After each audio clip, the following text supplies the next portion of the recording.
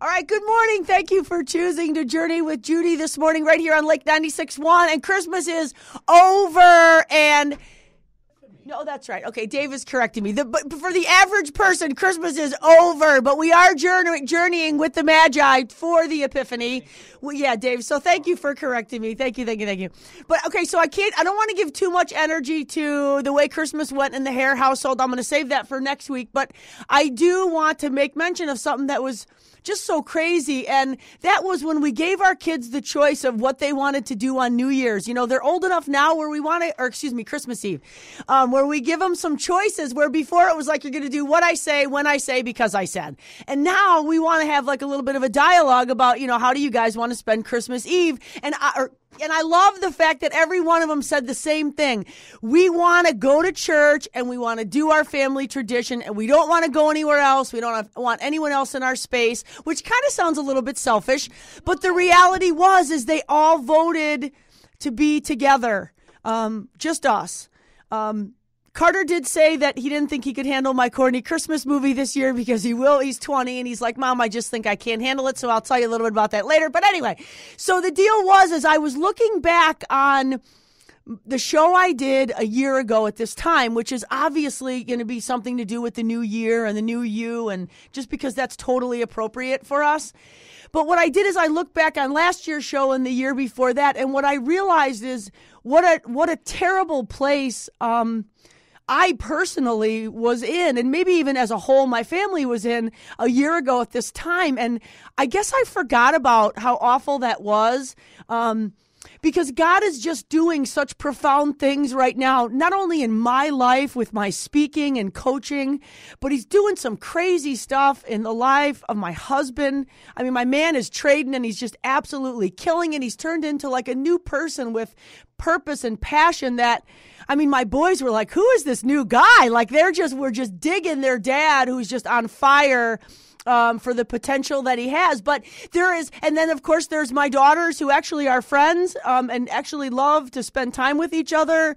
And it was just so crazy to have these four people that normally would suck the life out of every living thing. Those would be the kids I've given birth to. And they actually brought life. They were so much more tolerant of each other and accepting of each other.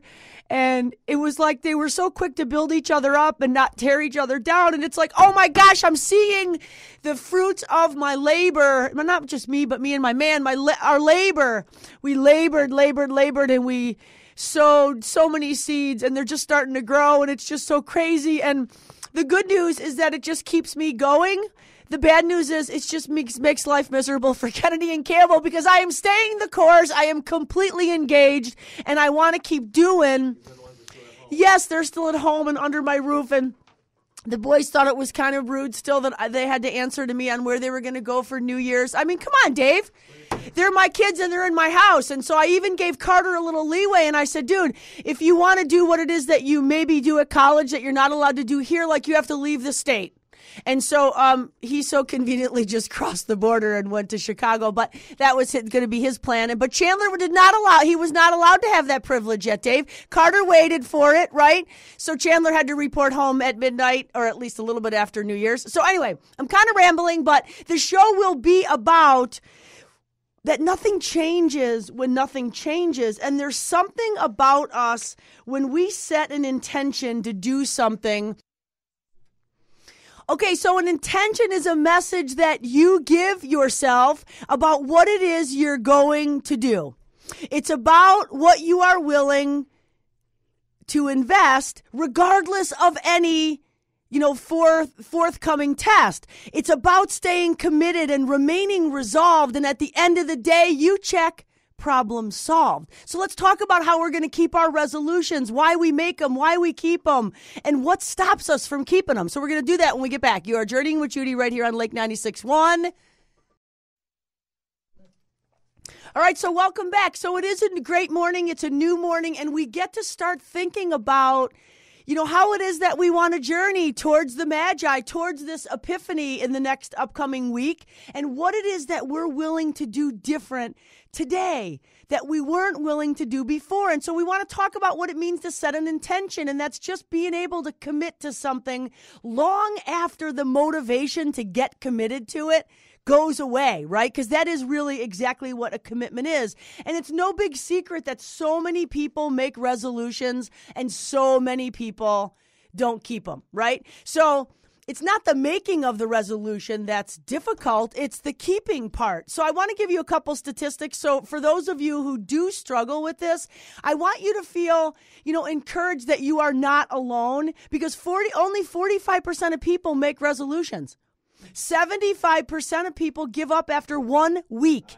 1 week. I mean, come on, you have to be at least drunk the first day of the resolution, most people in Wisconsin. Okay, so 75% give up after a week.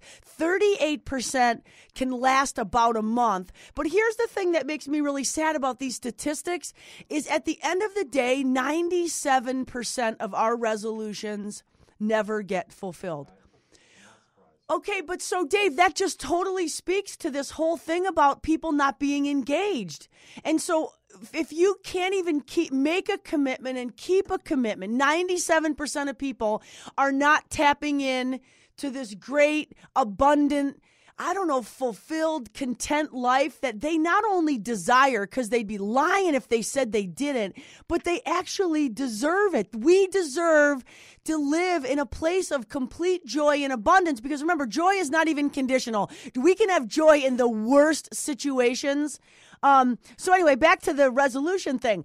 The fact is our lives change when our habits change. And so I got to ask you, what are you willing to do that you don't want to do?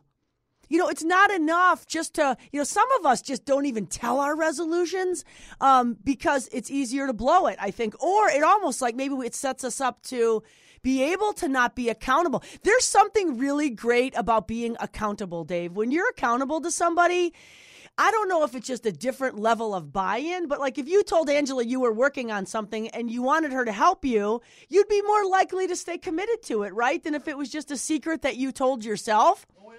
Yeah. So the thing about our resolutions, and it's obviously what they are. We all try to make the same ones. The resolutions that we make are genuinely, I think, they're rooted in our flesh. We can't do it unless it's rooted really in God's grace. I do believe that. I believe, here's my little trick. I got to do this little sidebar. One of the things that my kids were so impressed with when they were home was that we all work out at the same place, my boys and I. And Chandler came home one day and he was dying from this workout that he did, which was 10 runs, pulling something. You run for 20 seconds, you're off for 20 seconds, and it's 10 runs. He came home and literally was over the toilet puking. Well, the next day I found that challenging. And so I not only did Chandler's 10 runs, but I did 20 more after that.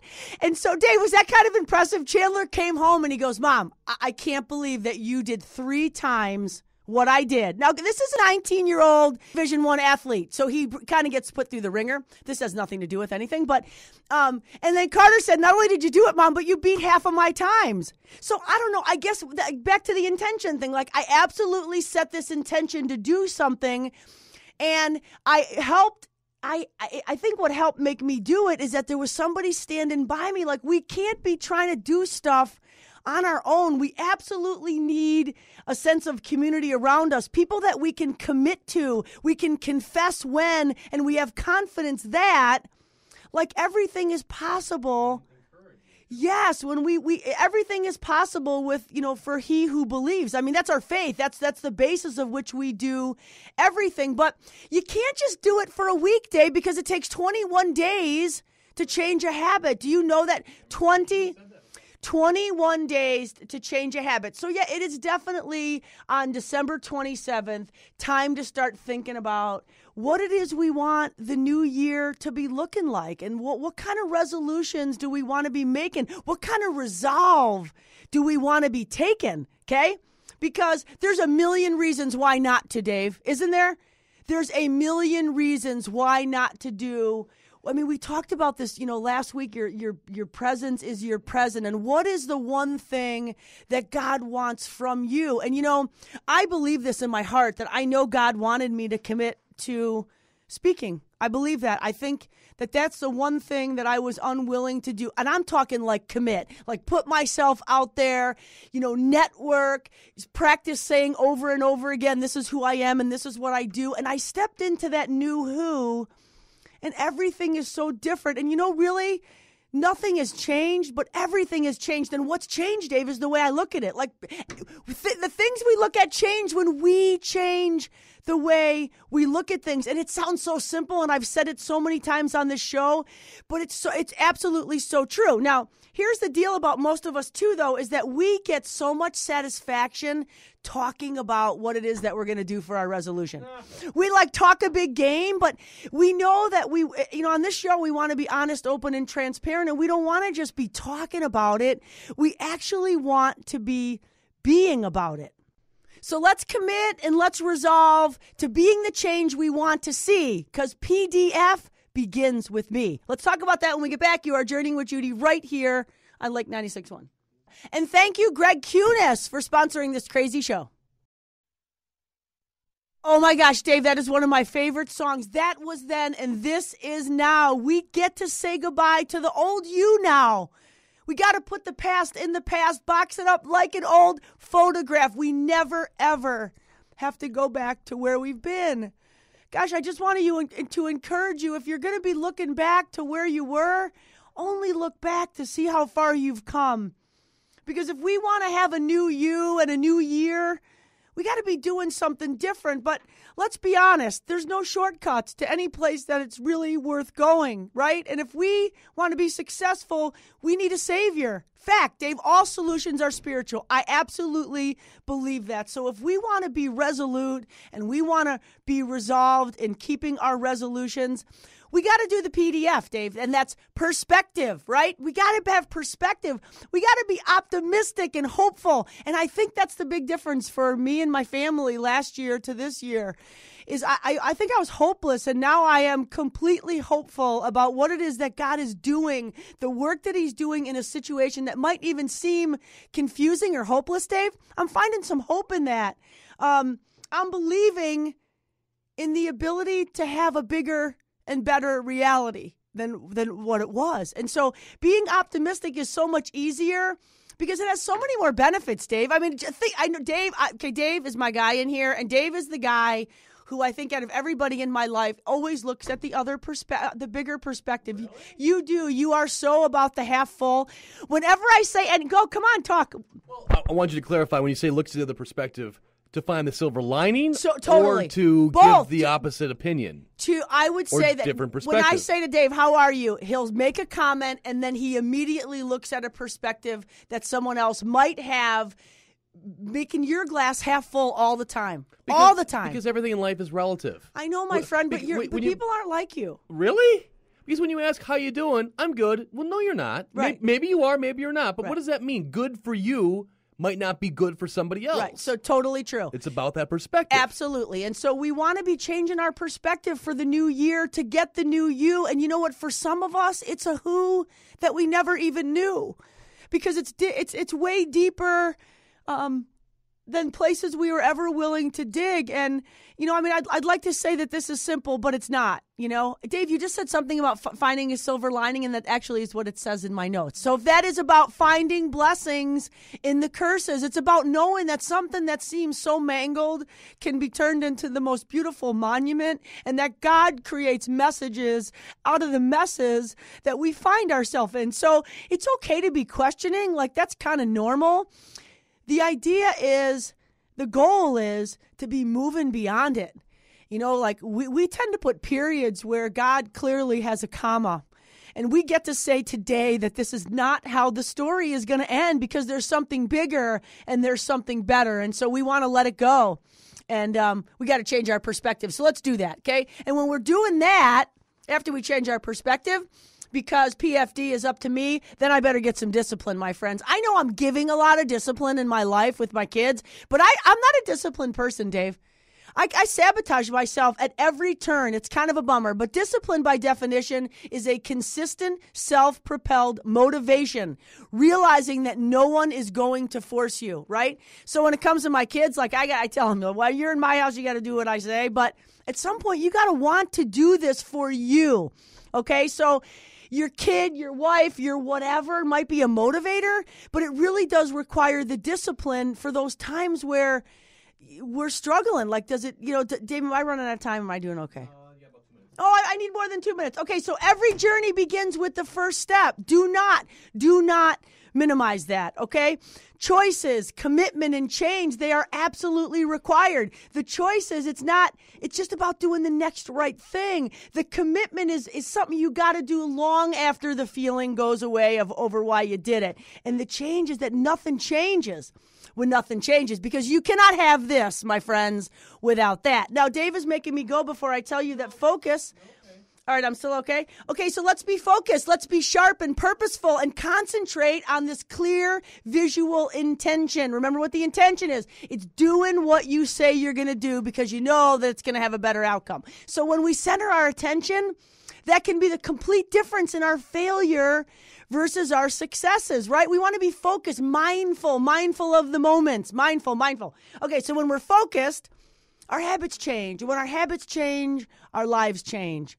We don't respond in fear or frustration or ultimately find ourselves in failure. We respond believing that things are going to be better and bigger than we would ever ask, dream, or imagine. And, I got to tell you that one of the biggest things for me right now in my life is the ability to bridge the gap for people between being inspired to wanting to do something and then implementing what it is they say they want to do. So I got to remind you about this whole coaching thing, guys. Please do not stop. Please do not keep accepting mediocrity for yourself. Step into your greatness. If not today on December 27th, maybe just hit it hard for the rest of the week. And then January 1st, you can give me a call, because here's the deal.